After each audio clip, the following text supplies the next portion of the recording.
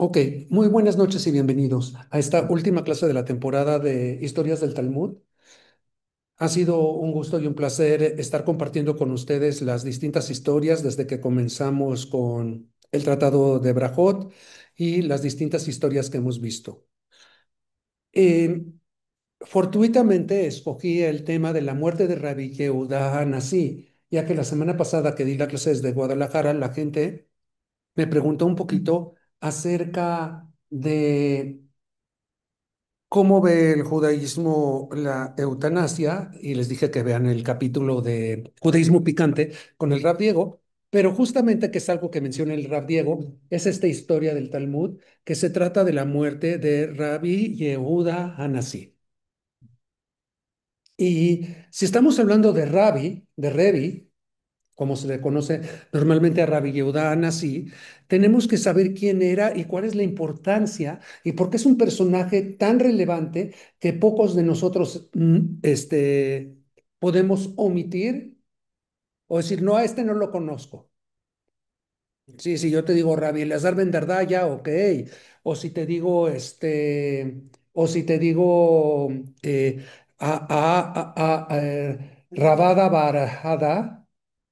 Mis papás. Ujú. O Rapapas, bueno, no sabemos quiénes son, pero Rabbi Yehudan sí, por supuesto que sabemos quién es. Y para esto, me gustaría que ustedes me cuenten quién fue Rabbi Yehudan sí, ¿por qué tan importante? Él compiló, fue el que dirigió la compilación de toda la ley oral, ¿no? Él fue el que dirigió la compilación de la Mishnah, efectivamente. ¿Algo más que sepamos de Rabbi Yehudan sí? ¿Mm? Ok, Rabbi Yehuda Anasí no solo es el compilador de la Mishnah, sino que era descendiente directo de la línea familiar de la dinastía de Hillel. ¿Se acuerdan de Hillel y Shammai? La descendencia de Hillel siempre estuvo a cargo de la casa de estudios, mientras que la descendencia de Shammai siempre estuvo a cargo del tribunal. Y era una especie de equilibrio de poder. ¿Qué quiere decir descendiente directo? No lo sé. Según la tradición, obviamente sí era descendiente directo genéticamente de Hillel, pero me gustaría más entender que la casa de Hillel, que eran más, ¿cómo se dice? Eran mucho más flexibles con el manejo de la ley, eran quienes enseñaban la ley, pero quienes aplicaban la ley era la casa de Shammai, que eran bastante más, más rígidos. Y resulta obvio. Así que bueno, vamos a ver de qué se trata. ¿Quién era Rabbi Yehuda Hanasí? Marian, estás viendo la pantalla, ¿verdad? Sí ves la imagen. Sí, sí, sí la veo, gracias. Ok, y vamos a ver, ok, como dijo Hanna, es el compilador y redactor final de la Mishnah. Y hasta ustedes me podrán decir, ¿cómo crees que se hizo que él solo escribió los 63 tratados de los 6 órdenes de la Mishnah? Y no, probablemente Rabbi Yehuda Hanasí fue quien coordinó el esfuerzo para esta gran obra. Una vez me preguntaron, ¿y por qué justo Rabbi Yehuda Hanasí y no cualquier otro? Bueno, tenemos varias lecciones de vida. La primera es que Rabbi Yehuda Nasi vivía en una ciudad en una ciudad, en una población en la Baja Galilea que se llama Tzipori.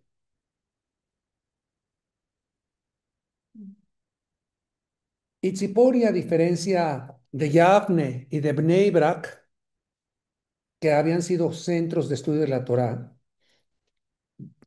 a diferencia de Cesarea, que había sido también un centro que aglutinaba a los distintos sabios, Tzipori, después de la revuelta del año 132, aceptó la paz romana, se rindieron. y es por eso ¿qué? Coca Light, por favor. Y aceptar la paz romana, que significaba rendirse ante Roma, significaba también la sobrevivencia.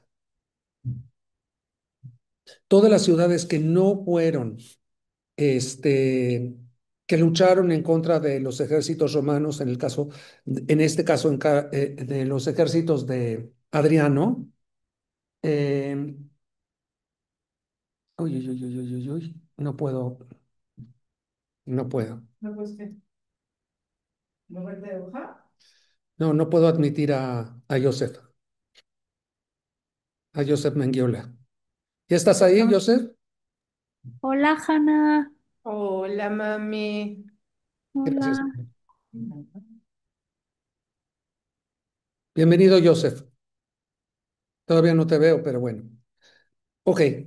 Este, por eso es que sobrevivió Suchipori y se convirtió en el centro de la vida judía en la Palestina de la edad de Adriano.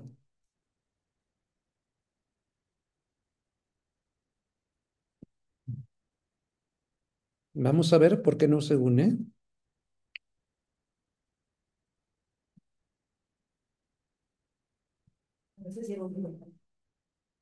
No, no, no, no, como que se cortó y se volvió a meter. Ujú. Bien. Eh, y evidentemente vio no, no, no entra, no, no logra entrar.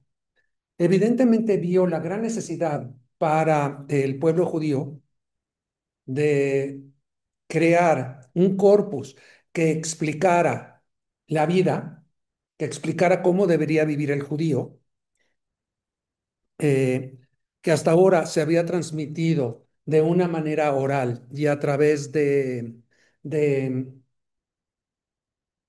la enseñanza de los sabios,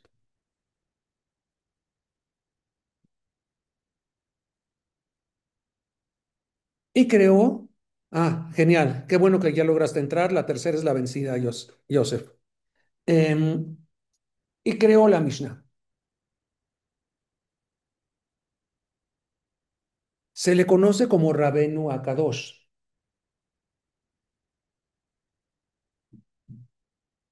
Y pues su forma de plantear la Mishnah es una forma muy especial. Es un personaje que es criticado por la forma en que escribieron la Mishnah. Tenemos dos grandes obras, dos grandes corpus en el judaísmo que no citan sus fuentes. Uno de ellos es la Mishnah y el otro de ellos es el Mishneh Torah de Maimónides. Ujú, No cita fuentes. ujú.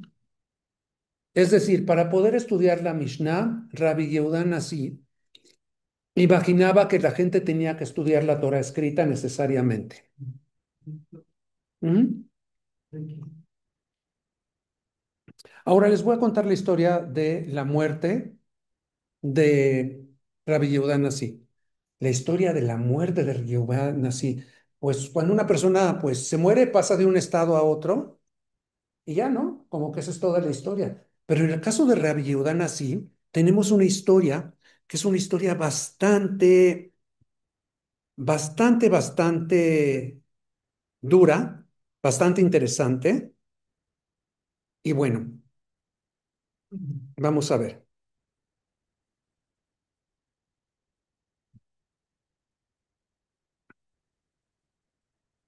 Se cuenta que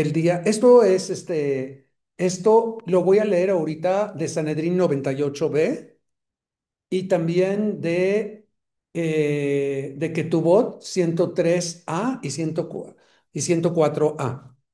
¿Ok? Todo esto es del Babli. Y se cuenta que Rabbi Yehuda Nasi estaba listo para morir. Es decir, estaba muy enfermo. Tenía una enfermedad gastrointestinal y su edad era avanzada. Pero era Rabbi Yehuda Nasi, el líder del Sanedrín, el líder no es el Sanedrín de la época del segundo Beit HaMikdash, es el líder de la casa de estudios, el líder de la academia, el transmisor de la ley,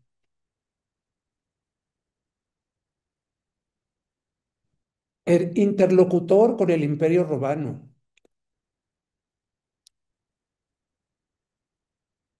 Y bueno, así que los Jajamim, sus alumnos, su grupo, su círculo interno, decretaron un ayuno y también rogaban por la misericordia divina para que Rabbi Yehuda no muriera. Pero realmente Rabbi Yehuda estaba agonizando. No sabemos qué quiere decir agonizando, pero estaba agonizando. Y además el círculo interno de Rabbi Yehuda Nasi, que era el círculo que gobernaba sobre los judíos de Palestina, sobre el círculo de los judíos, especialmente en las ciudades de la Baja Galilea, donde estaba la mayor concentración de judíos, dijeron que aquel que diga que Rabbi Yehuda Anasí ha muerto, sea apuñalado a espada. O sea, que lo mataran. Si tú dices Rabbi Yehuda Anasí está muerto, Sujeto de ser era muerto, sujeto de ser de ser tu muerto. Y los sabios, su círculo interno, me quiero imaginar a todos estos grandes de Israel rezando fervorosamente fuera de las habitaciones de Rabbi Yehuda Nasi, todos reunidos a la luz de las velas, ayunando, pidiendo la misericordia de Dios porque Rabbi Yehuda sanara y continuara viviendo.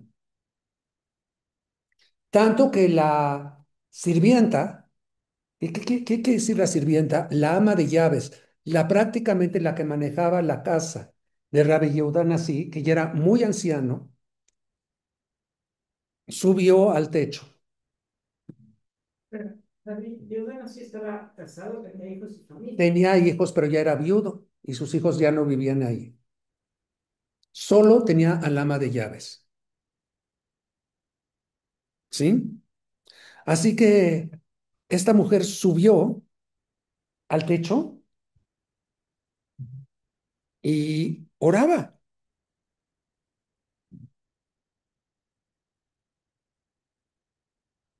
la mujer y dice, los dos mundos están luchando. El mundo inferior quiere que viva y el mundo superior quiere llamarlo al cielo para recibirlo. Ojalá y el mundo superior ceda y Rabbeinu Akadosh, Rabbi Yehuda Anasí, se quede con nosotros en este mundo. Y bajó y fue a atender a su patrón. Y se dio cuenta que su patrón traía puertos los tefilín, que le costaba trabajo moverse. En aquella época los tefilín se usaban como parte de la vestimenta. Solo se quitaban para ir al baño. Se tenía que quitar los tefilín a cada rato porque necesitaba ir a vomitar o a hacer sus necesidades. Regresaba, se los volvía a poner, no se los acababa de volver a poner cuando tenía que con mucha dificultad moverse y volver a salir. Y esto lo vio el ama de llaves y dijo, no, no, nuestro maestro no puede seguir teniendo una vida así. Así que volvió al techo, miró a los cielos y dijo, ojalá y los cielos, ojalá y las potestades de la tierra, las oraciones de los alumnos del círculo, dejen ir a nuestro maestro y que pueda descansar en paz. ¿Qué? Vamos a dormir. Sí, sí, sí, sí. Ojalá, porque parece, imagínense ustedes cómo entenderíamos esto en la modernidad, pero vamos a hacer un ejercicio al final del relato, cómo lo entenderían ustedes en la modernidad. Y los sabios no dejaban de rezar, y rezaban, y lloraban, y seguían ayunando, y no perdían la concentración, y mantenían atada el alma de Rabbi Yehuda Nasi a este mundo. La mantenían atada. Y entonces esta mujer dijo, ¿qué hago? ¿Qué hago? ¿Qué hago? ¿Cómo ayudo a nuestro maestro? ¿Cómo ayudo a mi patrón tan querido? Y entonces agarró un jarrón de barro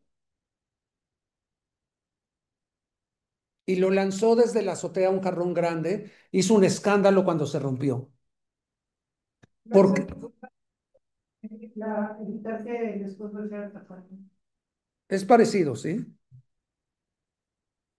Este, aventó el jarrón y en ese momento se distrajeron los sabios de sus oraciones y con esa pausa dejaron ir el alma de Rabbi Yehuda Nasi, que finalmente murió.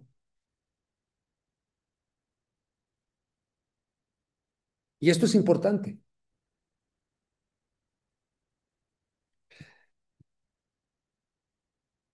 Le estiró sus dedos en un último acto de genuflexión, Rabbi Yehuda Nasi, y dijo, no he disfrutado de este mundo ni siquiera con mi dedo meñique, porque he entregado toda mi vida al estudio y a la transmisión de la Torah. Y en ese momento dejó este mundo.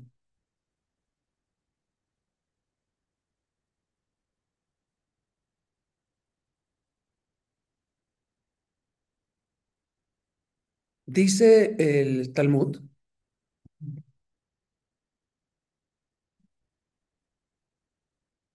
que en el momento de la muerte se puso una columna de fuego entre los sabios y la cama para que los sabios no intentaran revivirlo. Y se oyó, obviamente, nuestra estrella invitada, como todas las clases, una bat call, una voz celestial que decía, se han abierto las puertas para Rabbi Yehuda Anasí, quien subió a los cielos.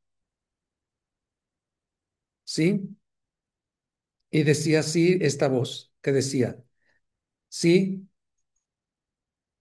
Tabó beshalom al mishkavav, venga en paz a su sepulcro. Y entonces, bueno, se decretó un luto nacional, ya que era evidentemente el líder de la judería en ese momento, y la verdad es que nuestro maestro Revi pasó a otro plano de existencia, al plano de existencia de la trascendencia. El personaje más importante de la Mishnah dejó de estar en este mundo para estar en el mundo de la Mishnah y del Talmud. Él ya había dejado designado a sus sucesores, ya había hecho una escuela para preservar la Mishnah y el estudio de la Torá, y evidentemente dejó dicho que la Mishnah era la obra canónica. ¿Qué quiere decir? Era la versión oficial de la tradición oral.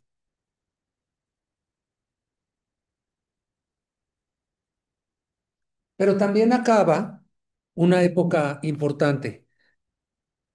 que hemos hablado mucho de estos grupos de estudiosos, de los Tanaim. Si ustedes se acuerdan, los Tanaim son aquellos que memorizaban todo, ¿sí? Acuérdense que la palabra Tana viene de Shané, que la Shin se sustituye por Tav en arameo, y comienza una nueva época, ¿sí? Finaliza la época de la compilación de la Mishnah y comienza la época del estudio del Talmud.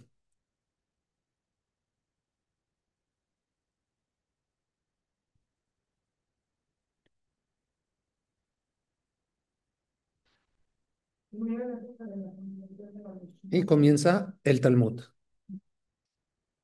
No, no, comienza, o sea, es el final de los Tanaim y el principio de los Amoraim. O sea, finalizan el periodo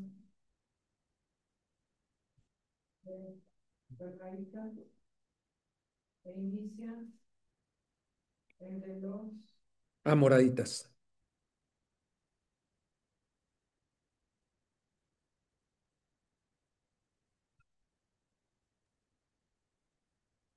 Pero aquí era como la bolita de nieve ya había empezado a rodar por la ladera de la montaña nevada.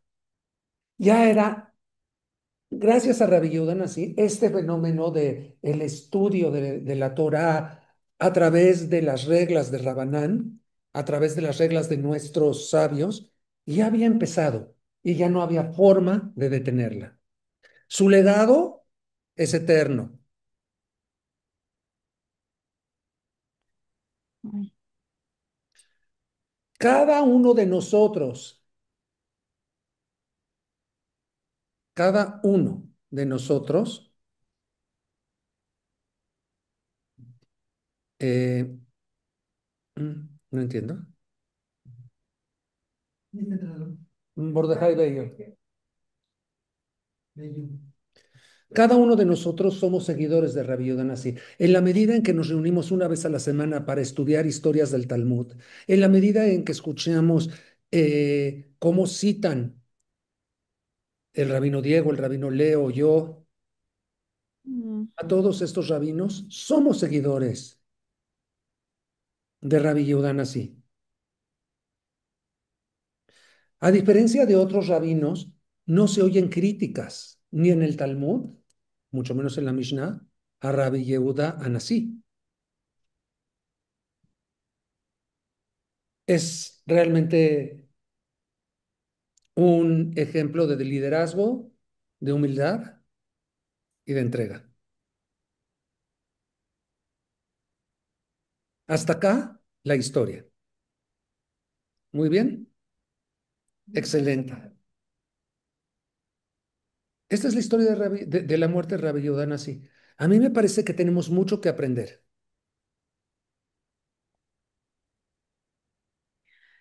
uy, Y este sí, estas son las preguntas, estas son las preguntas que vamos a analizar. mm, ¿Sí? ¿Cuándo es correcto dejar ir a alguien que sufre? Yo la plantearía de otra forma. Es correcto, es correcto dejar de sufrir, no, es correcto, que la persona esté sufriendo, que permitamos que siga sufriendo. Ok, estas son las dos caras de una moneda. La pregunta es, ¿cuándo es correcto dejar ir a alguien que está sufriendo? O si es correcto seguir, Prolongar la vida de la prolongar persona, la vida de una persona aunque sea, aunque vive con sufrimiento. mm, ¿Cuál es la respuesta judía? ¿Qué nos enseñó? que no hay que prolongar la vida que sufre cuando no tiene, Ujú, cuando no va a poder recuperar la salud. ujú.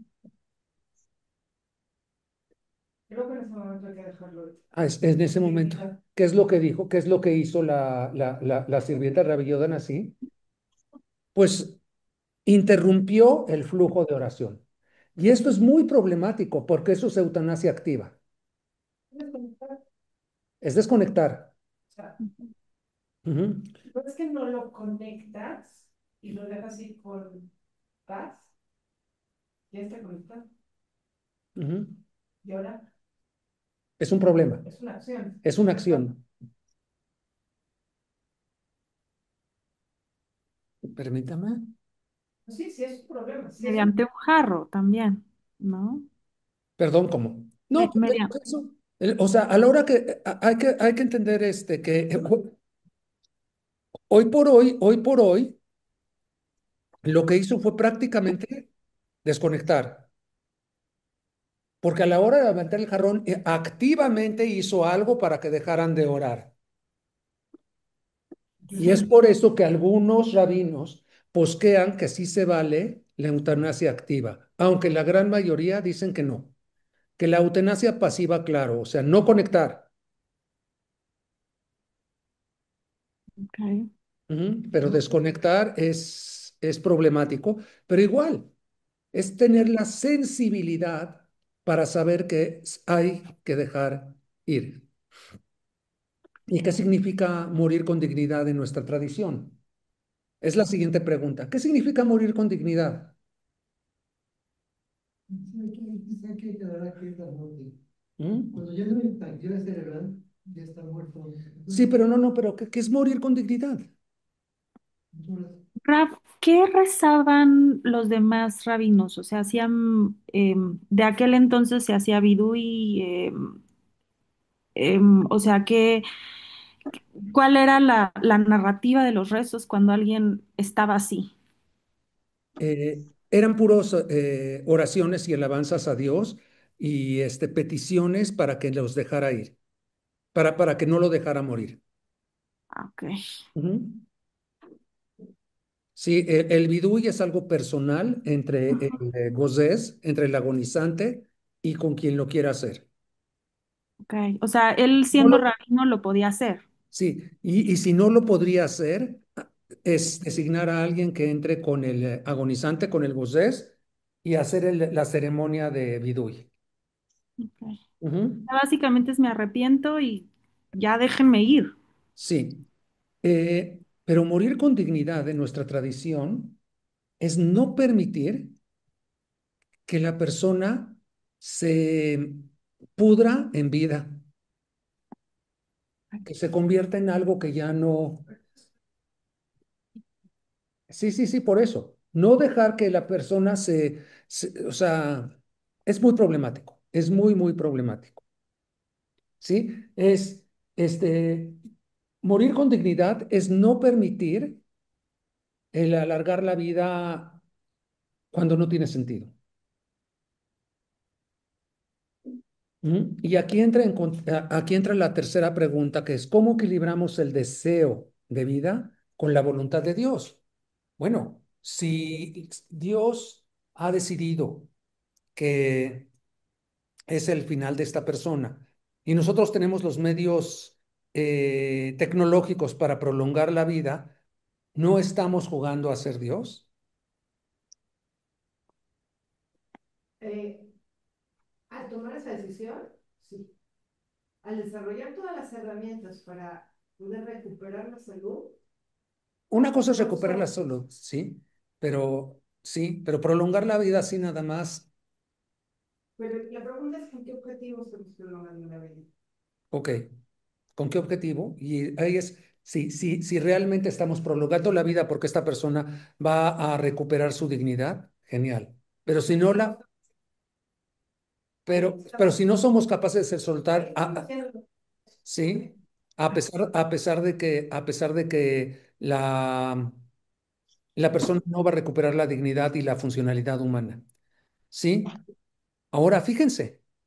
¿Qué aprendemos sobre el rol de una persona aparentemente secundaria en toda la historia, que es la sirvienta de Rabbi Yehuda, que al final de cuentas está en su mano la capacidad para dejar ir a Rabbi Yehuda? Era la más consciente. Ujú. Que se percata de la pérdida de la dignidad de su patrón. Que también nos enseña que hay ciertas decisiones que no las puedes tomar desde dentro. Ujú. que necesitas a un externo, un rab, un maestro, un asesor, un alguien Así es. que pueda estar fuera de la tragedia. No lo que diga. Exacto. Ujú. Una persona que fuera más objetiva. Y bueno, definitivamente son grandes lecciones, son lecciones importantes. Volvamos al judaísmo rabínico de esa época, que escandalizaría a las gentes de derechas de hoy en día. ¿Sí? Uno, entonces la eutanasia, según este relato, tanto activa como pasiva, es válida, según este relato. Y hay otro relato más que no, que ya lo veremos con el favor de Dios. Es un diálogo entre Apostomus, Ben Filosof y Rabban Gamliel en los baños de Afrodita. Órale. O sea, la combinación entre los personajes y el espacio, Sí, el efecto del espacio. saliendo de los baños, Apostomus se acerca a Rabban Gamliel Griego. y le dice que, Griego. Sí, totalmente bien. sí, y le dice, oye, y están discutiendo de cuándo comienza la vida. Y aquí es en donde nos enteramos que para el judaísmo la vida comienza con el nacimiento, con el alumbramiento, no con la concepción. Por lo tanto, no hay quien tiene, todos, todos tienen la misma opinión rabínicamente, por lo tanto el aborto es permitido. Pero sobre el aborto, Según la halajá, que nace prematuro, o sea, que no se... o sea, la vida se contabiliza a partir de que sale de la mamá. exactamente. O sea, que si salió muerto, es un bebé. Es un bebé. Ya no, pero ya no tiene, no, ¿cuál vida? No, si nació muerto, sí, Tierra. Ujú. sí, así es. No, si nació muerto, no es un bebé, es un ubar, es un nefel, Tierra también. nefel, nefel, De la fila no, nefel es aborto. Sí, Nefel sí, es un Nefel. Ok, esto es importante que lo sepan, ¿eh? En el judaísmo el aborto es 100% legal alágicamente. Hay algunos posquín modernos que dicen que sí, si pone en peligro la integridad de la madre, lo debe de abortar. Porque si pone en peligro la integridad de la madre, y fíjense muy bien lo que estoy diciendo, porque es algo muy picante. ¿Qué es la integridad de la madre? Y el rabino Uziel, que fue el predecesor de Obadiah Yosef en Israel, dice que la integridad de la madre es no solo su integridad física, sino también su integridad emocional. Emoción. o Moral. sea, que si ¿Qué esta pasó, mi mujer querido tocayo? Sí, la integridad es la unión de lo emocional con lo físico. Exactamente. Pero dice, si lo emociona, si el bebé, el embarazo pone en peligro lo emocional de la mamá, que lo aborte. Si pone en peligro lo físico de la mamá, que lo aborte. Y se le aplica una cosa que se le conoce como la regla de el perseguidor, Din Rodef. Ujú. Si tú tienes a alguien que te está persiguiendo, te puedes se está haciendo perfecta. defender. Ujú. Así es, hay que expulsarlo porque daña. Es algo increíble, increíble, increíble.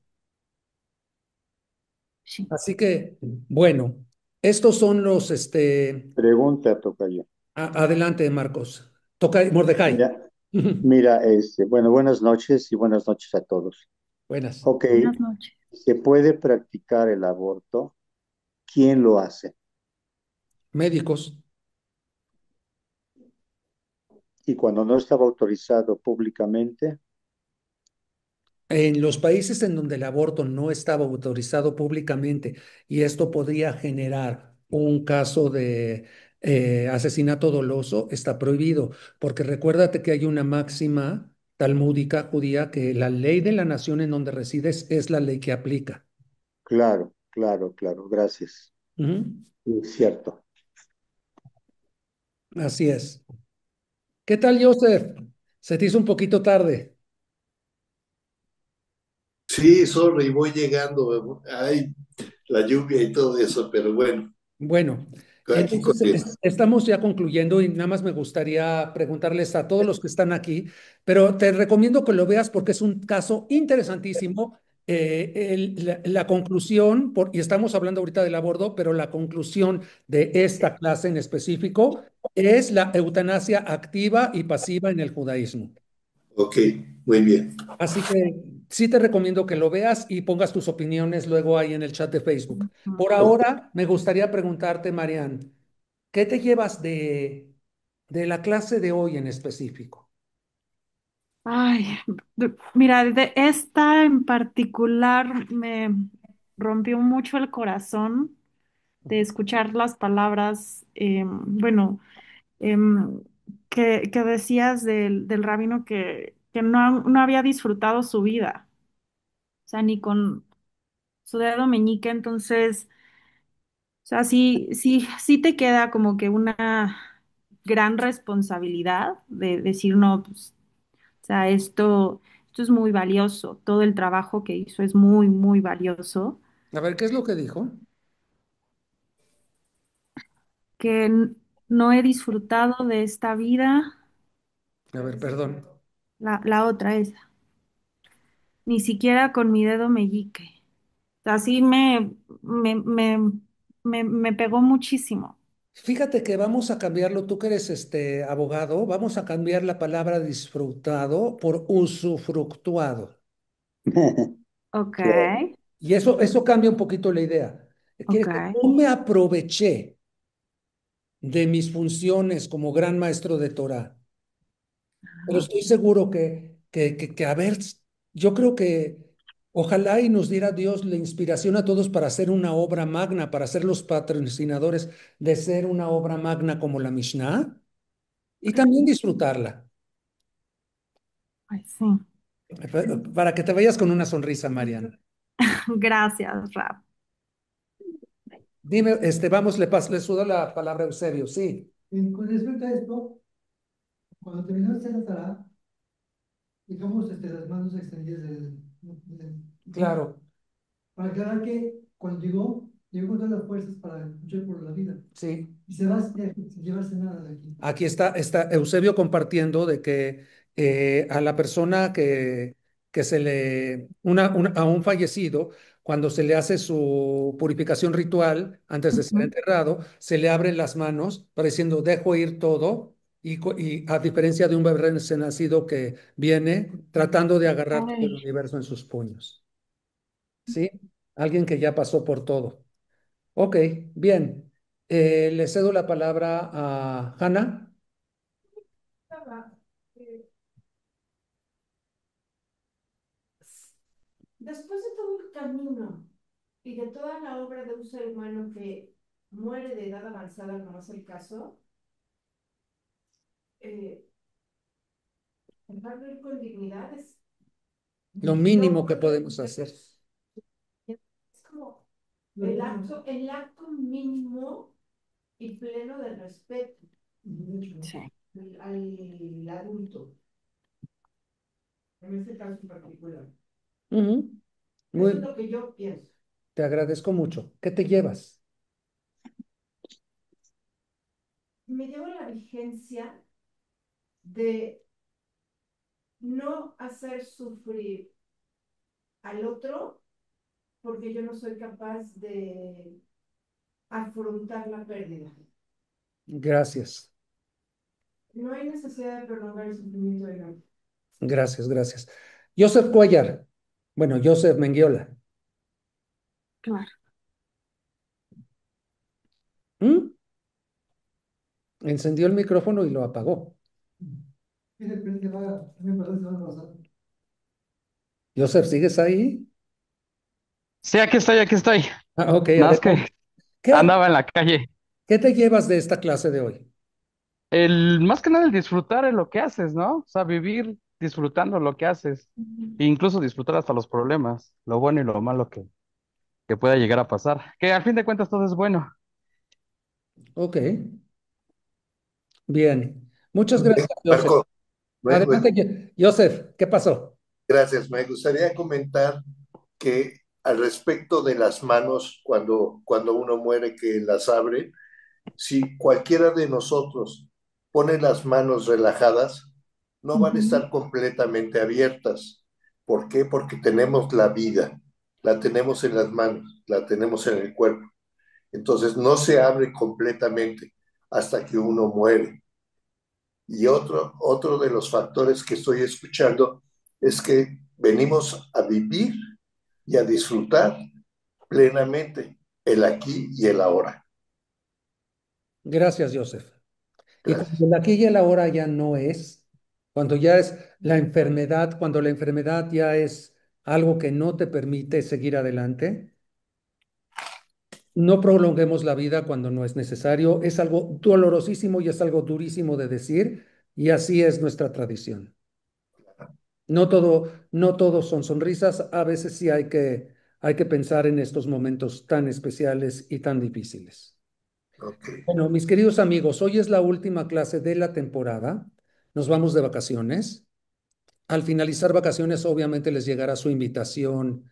Tengo que ponerme de acuerdo con el rabino Diego, con todo ¿Cuándo regresamos de vacaciones? mediados de agosto. Mediados de agosto, ok.